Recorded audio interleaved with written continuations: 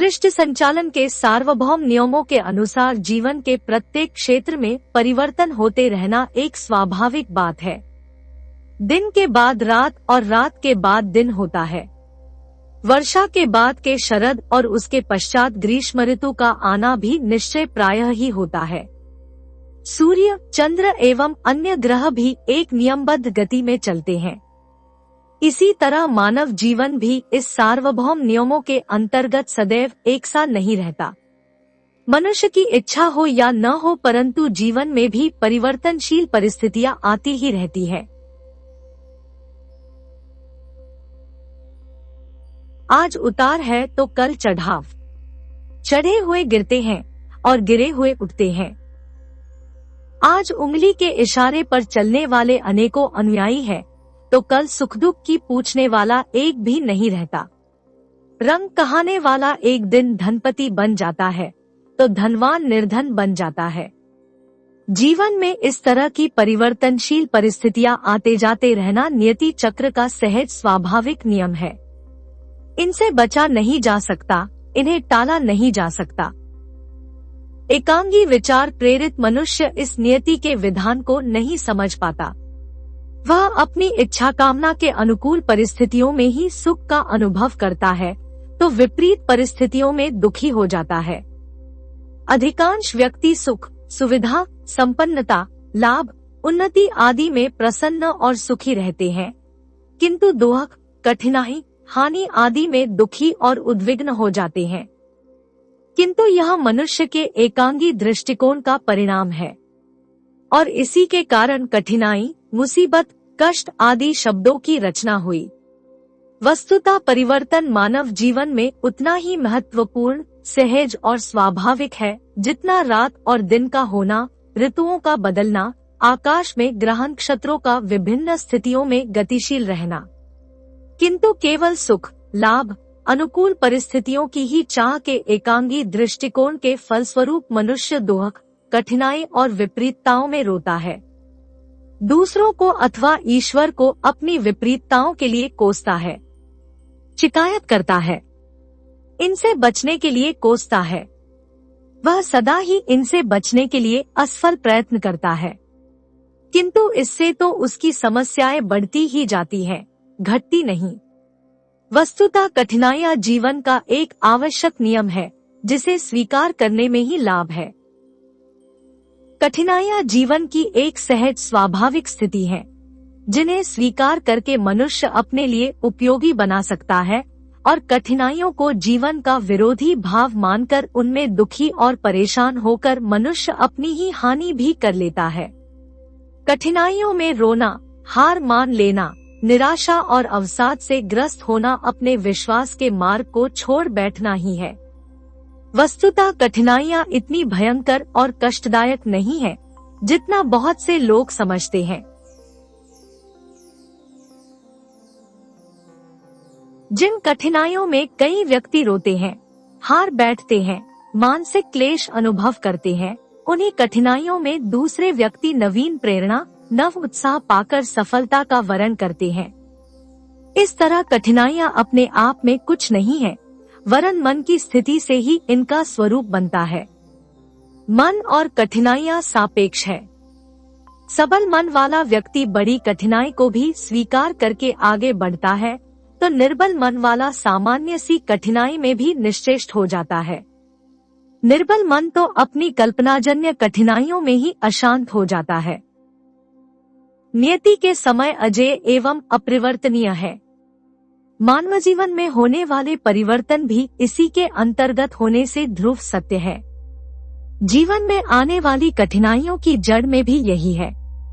इस तथ्य को हृदयंगम कर कठिनाइयों में भी संतुष्ट, संतुलित रहने वालों की जीवन यात्रा सहज गति में चलती रहती है।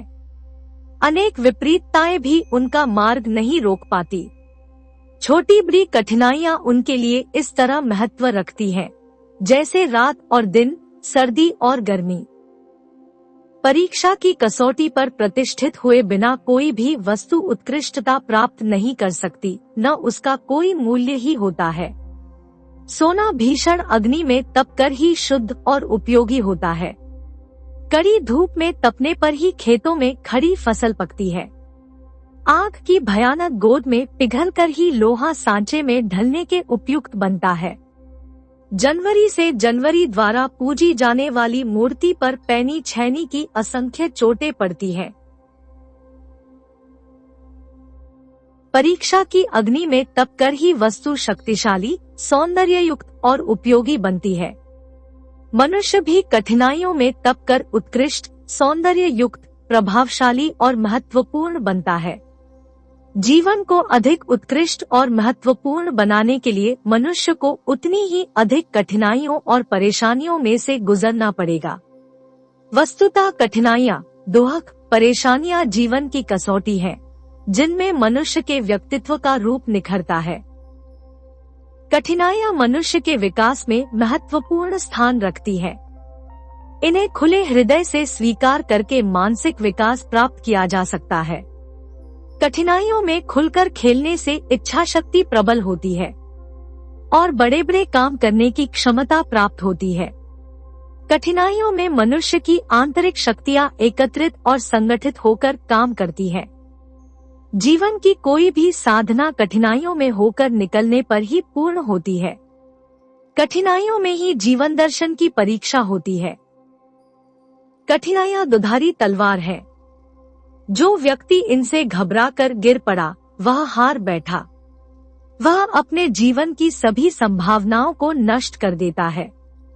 इसके विपरीत जिसने कठिनाइयों को साथ कर उनसे समझौता, समन्वय कर लिया, वह व्यक्ति कठिनाइयों को ही अपनी सफलता, उत्कृष्टता का साधन बना लेता है। कठिनाइयाँ एक और जीवन में कसौटी बनकर सुधार, नवनिर्माण, उत्थान की प्रेरणा देने में, उत्साह और मनोबल को ऊंचा उठाने में सहायक होती है, तो दूसरी ओर मनुष्य तो अकर्मण्य, निरुत्साह बना देती है। जीवन की आशा उमंगों को धराशायी कर देती है। दोनों ही स्थितियों का उत्तरदायी मनुष्य स्वयं होता है। इसमें कठिनाइयों का कोई दोष या गुण नहीं है। जब मनुष्य कठिनाइयों की यथार्थता को नहीं समझता, उन्हें जीवन का स्वाभाविक अंग मानकर सहर्ष स्वीकार नहीं करता, तो ये ही कठिनाइयाँ अपार दुख, अशांति, क्लेश का कारण बन जाती है, भय और घबराहट पैदा हो जाते हैं। इससे मनुष्य का मानसिक संतुलन, संगठन बिखर जाता है और अंतर्द्वंद पैदा हो जाते हैं। जब किसी राष्ट्र की आंतरिक शक्तियां विघटित होकर उनमें अंतर्द्वंद, गृहयुद्ध पैदा हो जाता है, तो उसका पतन होना स्वाभाविक ही है। उस पर बाह्य आक्रमण भी होने लगते हैं। इसी तरह अंतर्द्वंद से मानसिक शक्तियां नष्ट होने लगती हैं। फिर सामान्य सी कठिनाइयां भी मनुष्य की आशा, उमंग और धैर्य को घायल कर उसे निराशा, हीनता, अवसाद की ओर ढकेलती है। मनुष्य की बड़ी बड़ी आशाएं, उमंगे, अभिलाषाएं इस स्थिति में कठिनाइयों की चट्टान टकराकर टूट फूट जाती है, छिन्न भिन्न हो जाती है। इस तरह मनुष्य चाहे तो कठिनाइयों को वरदान बना सकता है और अभिशाप भी। आवश्यकता इस बात की है कि वह बार बार प्रयत्न करके कठिनाइयों की कसौटी में सफल होने के प्रयास न छोड़े, अपनी साधना जारी रखें। जीवन में आने वाली कठिनाइयों का समाधान मनुष्य कैसे करता है, इसका प्रभाव उनके साथ साथ समाज और वातावरण पर भी काफी पड़ता है। जो मनुष्य कठिनाइयों का खुले दिल से स्वागत करता है, उनके साथ खेलता है, वह स्वयं तो उससे मिलने वाले लाभ प्राप्त करता ही है, किंतु दूसरों के लिए भी प्रेरणा और आदर्श बन जाता है। एक कायर सैनिक को रण से भागता देखकर कई सैनिक भाग निकलते हैं। इसके विपरीत एक योद्धा जो अपने कर्तव्य को सामने रखकर कठिनाइयों में भी लड़ता है, उसे देखकर अन्य सैनिक भी प्रेरणा और उत्साह प्राप्त कर लड़ते रहते हैं। उनकी वीरता के भाव जागृत होते हैं।